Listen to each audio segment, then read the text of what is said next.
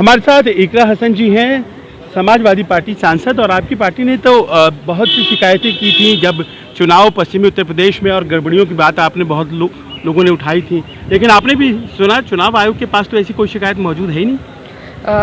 ये जो पूरा टाइम मिलता है जिसमें आपत्ति दर्ज करनी होती है, और जितना बड़ा हमारे देश में जितने लोग हैं, आबादी है, जितने इलेक्टोरेट है, वोटर्स है, उस हिसाब से जो वो टाइम मिलता है वो उतना पर्याप्त नहीं होता। और कई दिन, क्योंकि सारे ही जो शिकायतें हैं वो फिज़िकल रूप से लेटर्स के रूप में जाती हैं, तो ना तो वो उस तरीके से जल्दी पहुंच पाती, ना उनका निस्तारण उस तरीके से हो पाता है। तो कल जो प्रेस कॉन्फ्रेंस में बातें कही गई, उनका कोई इस तरीके का कोई जवाब हमें महसूस नहीं हुआ कि जिसमें ऐसा महसूस हो कि वो कुछ सही उपाय हमें दे रहे हैं, जनता को सही उपाय दे रहे हैं। या जितने भी पत्रकार थे वहाँ पे, सभी ने बहुत अच्छे सवाल उठाए, लेकिन सिर्फ गोल मोल करके एक स्क्रिप्ट पढ़ी गई वहाँ पर, और कोई भी जवाब जो उठा उसका सही तरीके से इलेक्शन कमीशन ने कोई जवाब नहीं दिया। मशीन रीडेबल जब आधार है, ईपिक नंबर अगर मिल जाएगा, आधार पे हम सब की डिटेल्स है, तो आधार से ही उसको लिंक करें। बहुत सी ऐसी चीज़ें हैं जिनसे बहुत सी इस तरह की जो समस्याएं हैं वो रुक सकती हैं, लेकिन बात है नियत, करने की नियत नहीं है, क्योंकि फिर धांधली कैसे होगी।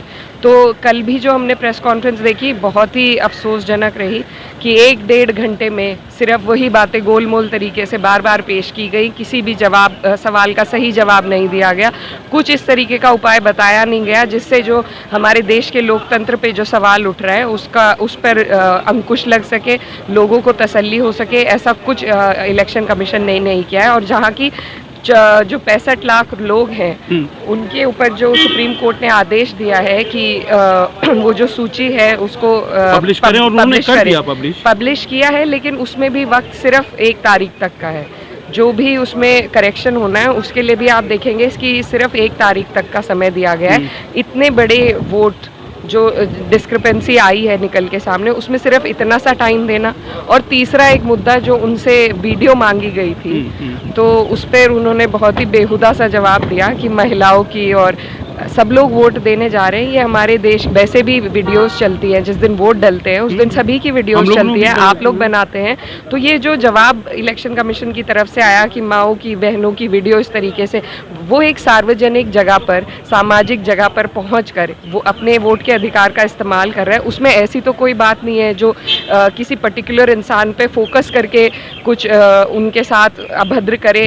रोज़ाना हम सोशल मीडिया पे देखते हैं कई पॉलिटिशियंस ऐसे हैं कि जिनकी वीडियोस को एडिट कर करके दिया जाता है। ये सब सोशल मीडिया पे पहले से चल रहा है, लेकिन जब हमारे लोकतंत्र के ऊपर सवाल आ रहा है उस टाइम आपको ये सब चीज़ें याद आ रही है। जब रोज़ाना ऐसी घटना सोशल मीडिया पे हो रही है, महिलाएं उठा रही है, मेरे खुद के साथ हुआ है, मेरी और महिला सांसद हैं जिनके साथ हुआ है, तब इन देश के कानून व्यवस्था को ये नहीं सूझता। लेकिन जब हम लोकतंत्र की बात कर रहे हैं, उस पर सवाल उठा रहे हैं, तब इनको ये सब चीज़ें याद आ रही है। और आपने भी देखा होगा जब चुनाव में लाइन लगती है तो अक्सर कर एक सवाल उठता है कि बुरखे वाली महिलाओं का चेहरा उठा तब ये बात अगर कोई कह देता है तो इन लोगों को बहुत आपत्ति होती है। अब खुद का वो अपनी जान बचाने के लिए इन बहानों का इस्तेमाल करना बहुत ही अफसोसजनक है। इतनी बड़ी एक हमारे इंस्टीट्यूशन के जो चीफ इलेक्शन कमीशन है, उनके मुंह से इस तरह की बातें सुनना, इस तरह के बहाने सुनना बहुत अफसोसजनक रहा। ये शर्मसार है, न सिर्फ हमारे लिए पर कि पूरे देश में जो सब मदर ऑफ डेमोक्रेसी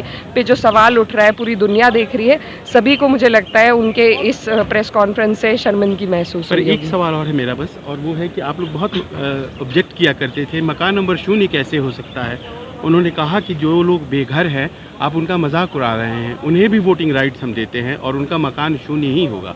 तो इतने सारे मकान आप शून्य कैसे कर सकते हैं? अगर आप किसी लोकेलिटी की बात करते हैं, सब जगह आप शून्य तो नहीं कर सकते, उसकी भी कोई मार्किंग हो सकती है, उसकी भी कोई रैंकिंग हो सकती है, ठीक है। उसके बाद जो पिता का नाम है जिसमें HDF, LMN इस तरह के भी नाम होते हैं क्या? ये भी उनसे सवाल बनता है कि जो नामों की जो लिस्ट मिली, जो मकानों की लिस्ट मिली, और सिर्फ 0 का विषय नहीं है, फोकस की बात ज़ीरो नहीं है, फोकस की बात यह है कि कोई भी डिफ्रेंशिएटिंग आइडेंटिफिकेशन नंबर उन हाउसेस का नहीं था।